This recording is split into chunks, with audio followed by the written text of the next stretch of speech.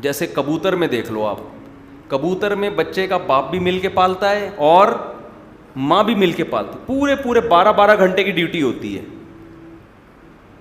کیونکہ اگر کبوتری کی ذمہ داری ہوتی 24 گھنٹے تو نے انڈوں پہ بیٹھنا ہے, تو کھاتی پیتی کہاں سے وہ, اس کو مرغی تو ایک دفعہ کھا کے گزارا کر لے گی, کبوتری میں ایسا نہیں ہے. اللہ نے ذمہ داری لگا دی, بھائی اس کا جو ہسبینڈ ہے 12 گھنٹے تو انڈوں پہ بیٹھے گا. اب اس کو انسلٹ محسوس ہوتی ہے کہ یار میں آدمی ہوں کہ مجھے انڈوں پہ بٹھایا جا رہا ہے,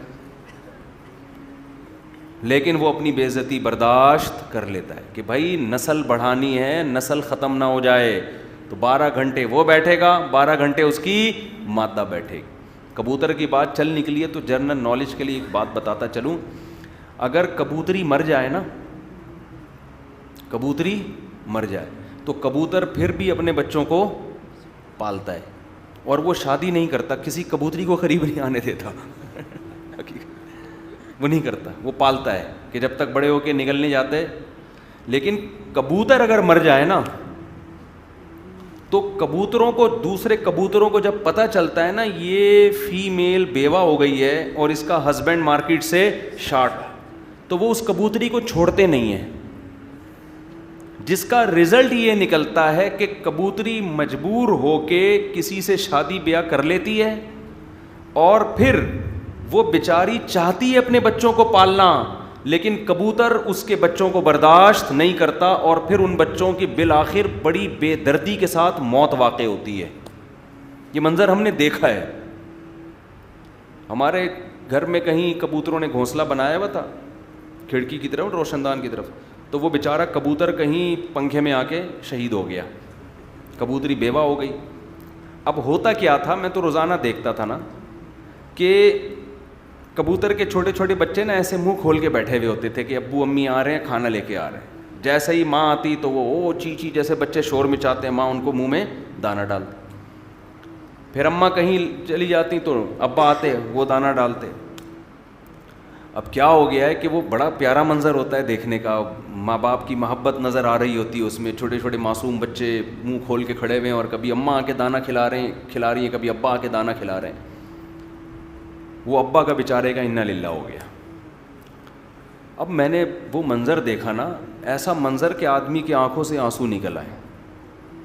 اب وہ بیچارے چوزے جو ہے نا وہ منہ کھول کے کھڑے ہوئے ہیں کہ اماں آئیں گی ہمیں کھانا کھلائیں گی, اور ابا آئیں گے ہمیں کھانا, لیکن وہ جو کمبخت سوتیلا باپ تھا وہ بجائے کھانا کھلانے کے ان کو مار رہا ہے ان کو. تو وہ ایک عجیب منظر نا, کیونکہ مسلسل تو ان کی خدمت ہو رہی ہے, وہ بچے بھی حیران ہیں ابھی ہمارے ساتھ ہو کیا رہا ہے. تو میں نے کہا یہ بیچارے تڑپ تڑپ کے مر جائیں گے, یہ سوتیلا کمبخت ان کو نہیں چھوڑے گا. اور مجھے غصہ اس بیوہ پہ بھی آ رہا تھا کہ تو تھوڑا شادی لیٹ کر لیتی, یا کوئی شریف کبوتر تلاش کر لیتی جو تیرے بچوں کو بھی پال لیتا.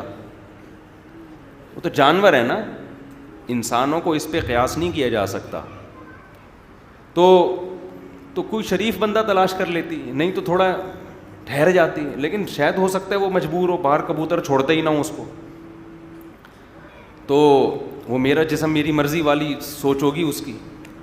تو بہرحال ہم نے کیا کیا, ان کبوتر کے بچوں کو میں نے ذبح کر دیا. اس لیے ذبح کر دیا کہ میں نے کہا بیچارے تڑپ تڑپ کے مریں گے بھوکے پیاسے, اور وہ آ کے ٹارچر کرتا رہے گا یہ سوتیلا کھڑوس جو ہے نا, تو اس لیے بہتر ہے ان کو ذبح کر دو.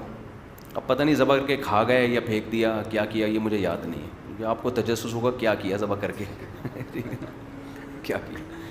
کبوتر کی کڑھائی بہت مزے کی بنتی ہے, کبوتر کے گوشت میں ہیک ہوتی ہے تھوڑی سی, اگر کوئی ایکسپرٹ ہو نا تو اس طرح سے پکاتا ہے کہ اس کی ہیک ختم ہو جاتی ہے. پھر بہت زبردست ہے کبوتر کی کڑھائی, کھا لیا کرو. بہت زیادہ کبوتر کی بیٹوں میں بیماریاں ہیں, تو یہ جو لوگ کبوتروں کو, جنگلی کبوتر اتنے غول کے غول ہو گئے ہیں, کھانا شروع کرو, تھوڑا ان کی شارٹ کرو, مارکیٹ سے کم کرو, ہر جگہ بیٹیں پھیلا رہے ہیں. دیکھو جانور کی بھی خدمت پر ثواب ملتا ہے, لیکن پہلے کون ہے, انسان ہے. تو اتنا کبوتروں کو لوگ صدقے کے دانے کھلا رہے ہیں, کبوتروں کے غول وہ بیٹیں پھیلا رہے ہیں, اس سے سانس کا پرابلم ہو سکتا ہے, بیماریاں ہو سکتی ہیں. تو میں نہیں کہہ رہا کبوتر ہی ختم کر دیں, لیکن اتنے ہوں نا کہ آپ ان کی ایک حد تک وہ تو اچھے لگتے ہیں. اب آپ کوؤں کو دانہ ڈالنا شروع کر کے ان کو کھلاؤ, کوے اتنے بڑھ جائیں گے, کیا فائدہ ہوگا کوؤں کا, اتنی ٹینشن دے رہا ہے یہ جانور کوا. ایک مولوی صاحب تو کہہ رہے تھے دار اسلام سے خارج ہے کوا جو ہے نا, اس کی حرکتیں دیکھ کے ان کو اتنی ٹینشن دی تھی اس کوے نے. تو جو اصل بات میں عرض کر رہا تھا اس کی طرف دوبارہ آ کے بس بیان کو لے کے چلتا ہوں کہ یہ تمام چیزیں, وہ مرغی جو ہے اپنے چوزوں کے لیے, معصوم چوزوں کے لیے اپنے سے طاقتور سے لڑ رہی ہے. بھائی یہ نیچرل نہیں ہے, نیچر کی بیوٹی نہیں ہے, یہ بنانے والے کا کمال ہے. جس کو جو چاہا اس نے سکھا دیا. احسن کل شیء خلقہ ثم ہدا. موسیٰ علیہ السلام نے کہا تھا کہ میرا رب وہ ہے جس نے ہر چیز کو بہترین انداز سے بنایا اور اس کو اس کی نیچر پہ دھکا دے دیا, دھکا دے کے چلا دیا. چل بھائی, کہتے ہیں نا کوئی جان آ رہا ہوگا دھکا دے کے چل بھائی بس میں چڑھ, صحیح ہے نا. جانور چاہے نہ چاہے اس کو اللہ نے دھکا دے کے چلا دی. اب جیسے مرغی کے 24 بچے نکل آئے, وہ یہ نہیں کہتی اتنے سارے بچے کون پالے گا بھائی, 2-4 پڑوسیوں کی مرغی کو دے دو. اس کو قدرت نے دھکا دے دیا ہے, جتنے بھی ہوں سارے تیرے ہیں, ایک ایک بچے کے لیے وہ لڑے گی اور مایوس بھی نہیں ہوتی. بلی نے ایک ایک بچے کو کھانا شروع کر دیا, اس کے روزانہ ایک بچہ کھا رہی ہے. اب یہ نہیں کہ غم لے کے بیٹھ جائے کہ یہ باقی بھی کیا کروں, ان کو بھی مار دو. جیسے انسانوں میں ہوتا ہے نا, ایک بچہ مر گیا, مائیں رو رہی ہوتی ہیں, تو یہ کمبخت دوسرے کو بھی نہیں دیکھا جا رہا مجھ سے, تو کیوں زندہ ہے, اس طرح کی باتیں کر رہی ہوتی ہیں. تو نہیں, وہ ٹینشن نہیں لے گی. اس کے جو ذمے جو فطرت نے کام لگائے, آخری بچہ جب تک موجود ہے, 24 بچے نکلے نا اس کے, 23 مر جائیں, بلی کھا جائے, وہ پھر ایک کو اسی اہتمام سے پالتی ہے جیسے 24 کو پال رہی تھی. اس وقت تک انڈے دینا نہیں شروع کرے گی دوبارہ, وہ دوبارہ انڈے نہیں ہو, کہے گی ابھی میں چھوٹا بچہ ہے, یہ تھوڑا وہ انڈے روک لے گی, پتہ نہیں کیسے روک لیتی ہے واللہ عالم. اور جب مرغی 21 دن انڈوں پہ بیٹھتی ہے نا, آپ اس کی حالت دیکھیں, انتہائی کمزور ہو جاتی ہے. وہ کھانے کو نہیں مل رہا اس کو, واکنگ نہیں ہو رہی ہے, ٹھیک ہے نا, 24 گھنٹے میں 1 یا 2 دفعہ کھانے کے لیے نکلتی ہے, کتنا کھا لے گی, بالکل سکڑ کے اتنی سی ہو جائے گی. لیکن اس سے اس کی صحت خراب نہیں ہوتی. کیوں؟ نیچرل ہے. میں خواتین کو بھی یہ کہتا ہوں, یہ جو فیملی پلاننگ والوں نے تمہیں الو بنا دیا ہے کہ بچے پیدا ہونے سے کمزوری ہوتی ہے, یہ 100% غلط ہے. اگر عورت کمزور ہو بھی رہی ہے, وقتی ہو رہی ہے, یہ لائف کو آپ کے بڑھا رہی ہے, کیونکہ جو چیز نیچر ہوتی ہے وہ کبھی بھی آپ کی صحت کے لیے نقصان دہ نہیں ہوتی.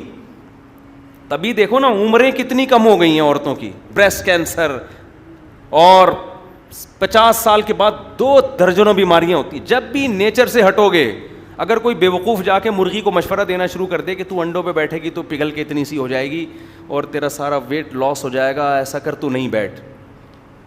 مرغی آپ کے مشورے پر عمل کر کے اس کمزوری سے تو بچ جائے گی, لیکن اس کی لائف کیا ہو جائے گی, کم ہو جائے گی.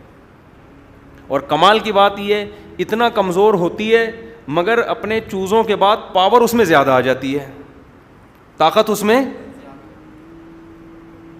اس کو احساس ہوتا ہے کہ میں پاورفل ہوں. وہ اگر اس کے یہ چوزے نہ ہوتے تو کیا اس گدھ سے یا اس چیل سے وہ لڑ سکتی تھی؟